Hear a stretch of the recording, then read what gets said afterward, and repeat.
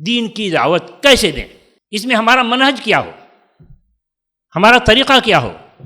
بہت سارے لوگ دین کی دعوت کے لیے منہج یہ اپنائے ہوئے ہیں کہ تورات کے بہت سارے حصوں کو یاد کیے ہوئے ہیں، انجیل کے بہت سارے حصوں کو یاد کیے ہوئے ہیں، اوپنشد اور گیتا کے بہت سارے حصے یاد کیے ہوئے ہیں، اور اس کو اپنی دعوت کا محور بناتے ہیں۔ منہج یہ نہیں ہے۔ منہج اللہ تعالیٰ نے قرآن کریم کو اسی کام کے لیے نازل کیا۔ وَأُوحِيَ إِلَيَّ هَذَا الْقُرْآنُ لِأُنذِرَكُم بِهِ وَمَن بَلَغَ، لِأُنذِرَكُم بِهِ، قرآن کے ذریعے سے میں دعوت دوں۔ ہم کو قرآن کے ذریعے سے دعوت دینی ہے، اس سب کے لیے نہیں، تورات انجیل اور اوپنشد گیتا نہیں۔ تو کیا اس کا استعمال ناجائز، یا ایک اس کا استعمال محدود؟ کب محدود؟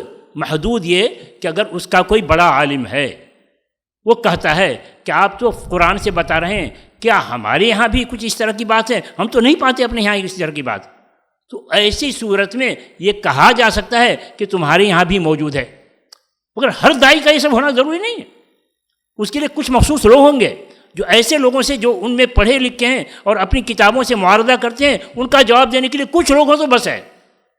تو ہر داعی کو صرف قرآن استعمال کرنا ہے، یہی رسول اکرم صلی اللہ علیہ وسلم کا منہج ہے، یہی منہج ربانی ہے کہ اللہ تعالیٰ نے قرآن اسی کام کے لیے نازل کیا ہے۔ تو اللہ تعالیٰ سے دعا ہے کہ اللہ تبارک تعالیٰ ہم تمام مسلمانوں کو خود توحید پر قائم رہنے کی توفیق عطا فرمائے، اسلام کو پورے طور سے اپنانے کی توفیق عطا فرمائے، اور دین کی دعوت مسلم اور غیر مسلم سب تک عام کرنے کی توفیق عطا فرمائے۔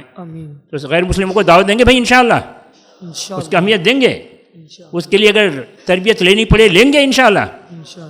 بارک اللہ فیکم، جزاکم اللہ خیر، السلام علیکم ورحمۃ اللہ وبرکاتہ۔